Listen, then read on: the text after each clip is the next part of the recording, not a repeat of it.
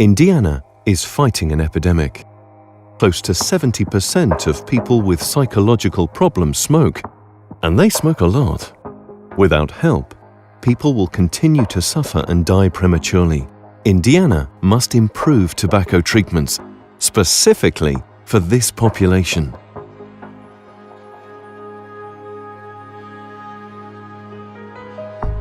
I started smoking when I was maybe 15. My brother encouraged me to smoke, and I didn't really smoke for a couple years after that until I was until my lady friend was in college, and I started about late, like 21, and then I smoked. I just got hooked.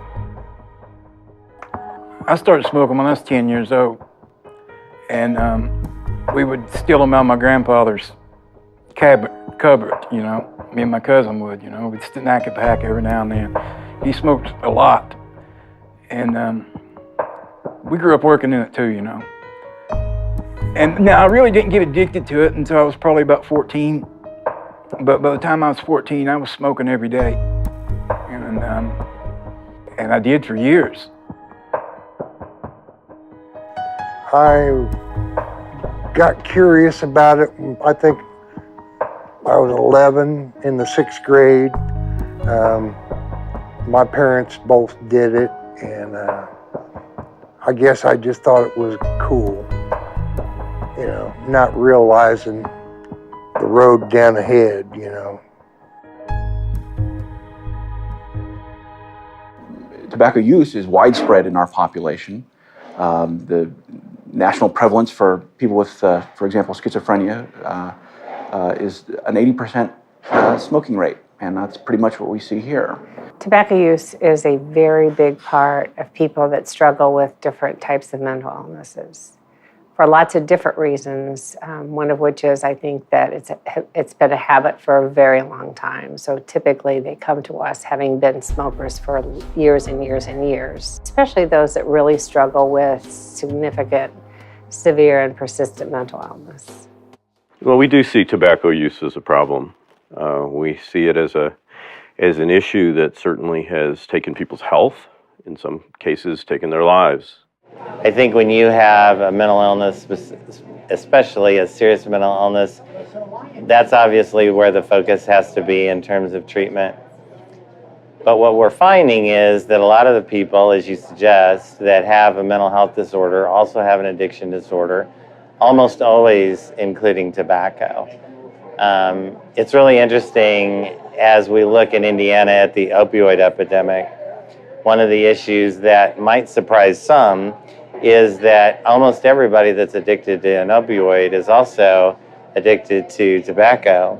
And the irony of all ironies is that the numbers in terms of death rate are much higher with tobacco. Individuals are motivated to break their tobacco dependency. They simply need professional help. When I had quit the last time for two years, it was between 2011 and 2013, I had quit drinking as well, and I had almost 2 years of sobriety again. And the night I started smoking again, I had went and bought alcohol. I had hee-hawed around. I had tried the patches, I had tried cutting down, and for me that didn't work. I can't halfway do something, because it's not a halfway addiction, it's a major addiction. I want to quit before it kills me. It's already taken my breath. It's already taken my breath. You know, tobacco is an addiction, and that's the key. That's very important to remember. It's not just a bad habit, but tobacco is an addiction. Nicotine is very addictive. It's as addictive as cocaine and heroin. Their symptoms of their illness are very stressful.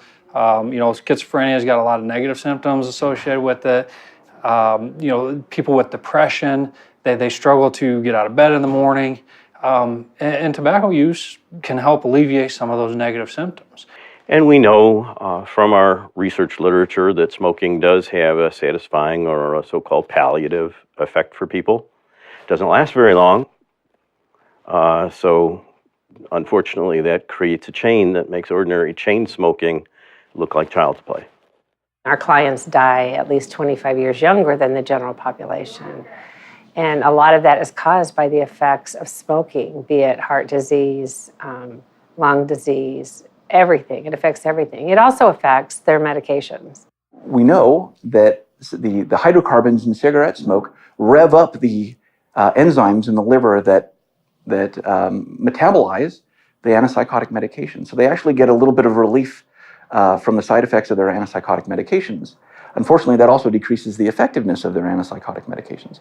The things that we've been doing in the general population to help those individuals quit smoking hasn't worked with this population. So I think that's why we see a larger number still continuing to smoke, and we don't see a change in the smoking rates in this population like we do in the general population.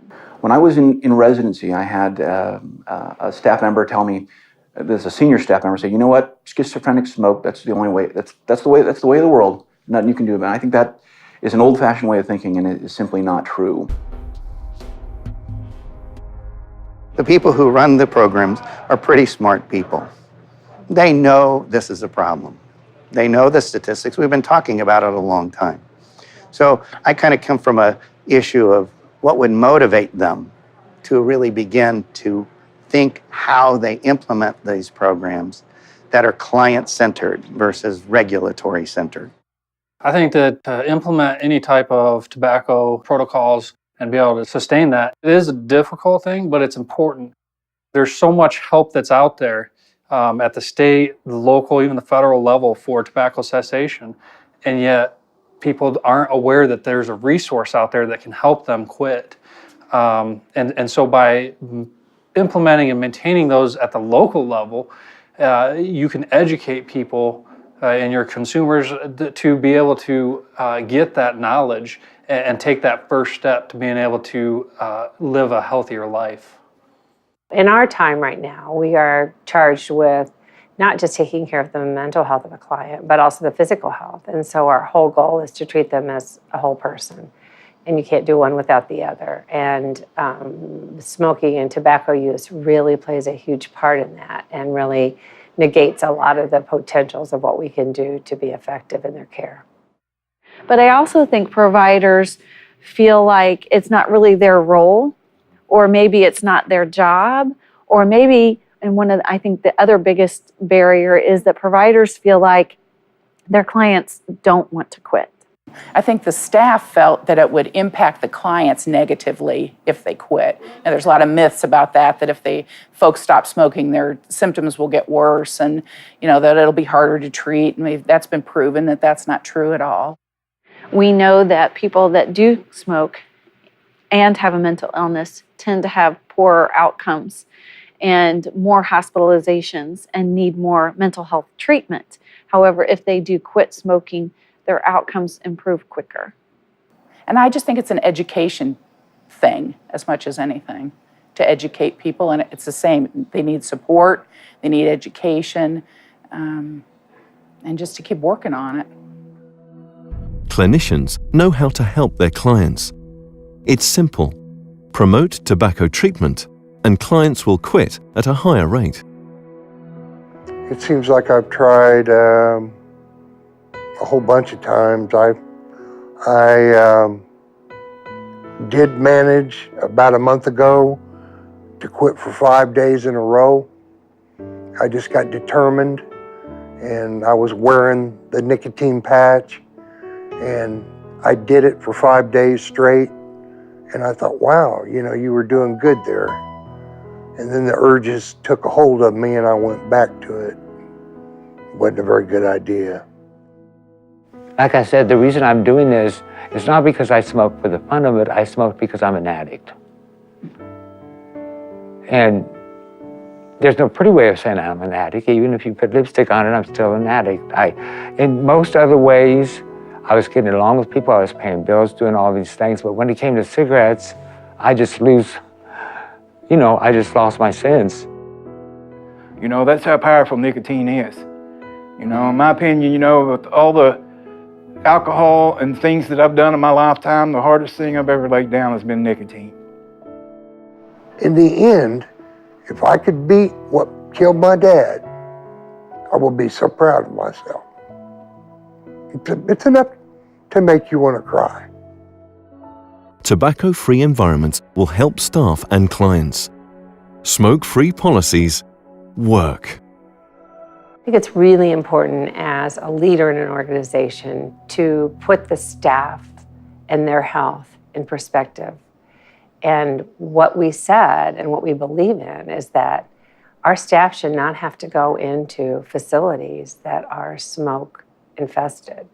I think that when staff smoke, it kind of normalizes it, and the clients see that, well, hey, I view you as well off or doing well in life, and you smoke, and I want to emulate that because I want to think that I'm doing well off in life, and so I'm going to smoke because it's a status. People can see that. If I'm well enough to smoke, then I must be doing okay elsewhere in my life. Yes, I'm also concerned that there is a certain hypocrisy in staff people smoking, but are really working, full time on consumers not smoking. Certainly, we're aware as more and more of us become smoke-free, and we don't smell like smoke ourselves, even when we're not smoking. That it's really, really hard for people who are trying to quit or who have recently quit to detect that little suggestion on the rest of us. I know that if you just state it in general terms, like how could we ever, or we could never get our group homes or our staff to be smoke-free, if you think of it in big terms, that seems overwhelming. But if you think about it in smaller terms and you do it one thing at a time, it's a huge morale booster for staff when you say, we no longer expect you to go into a facility that is smoke-filled. And while there are still some smokers in our staff that might be okay with doing that, even they get it, that people that aren't smoking shouldn't have to be subjected to that. Indiana needs to unite for change. This is about taking collective action to help clients live healthier. It's time for change. Tobacco treatment in the mental health field, and certainly at the Midtown Mental Health Center, is one of our primary focuses. About 80% of our population is addicted to nicotine. I think in my field, both at the psychiatry level, the social work level, nursing level, we still walk around thinking, smoking's a bad habit. No, it's an addiction. It's an addiction that has profound health consequences. There's nothing more powerful than being able to say, I've been there. I know what that's like. I know what you're going through. Let's go through that together. Let me be your support. And I think just raising awareness and keeping this in front of providers and helping them to understand that they are the experts. They have the knowledge, and their clients are wanting to quit and can quit with their help. We hear it a lot, that the change has to include us. To be honest, we get tired of hearing that. There's only so much that a small group of people can do. But there's an element of absolute truth to that. I think hitting it with total support from senior leadership is critical. Everybody has to be on board because you will have complaints. You will have people that don't want to do it. I think that you have to hit staff and clients as well. You can't do one without the other. I don't think this is a choice that we have to make anymore about whether we do this or we don't do this. I think it's our obligation. We can't let our clients continue to die from tobacco-related diseases and illnesses, and we know they are. It's irresponsible on our part, so we have really not a choice about doing this. I think you have to grab it and go for it.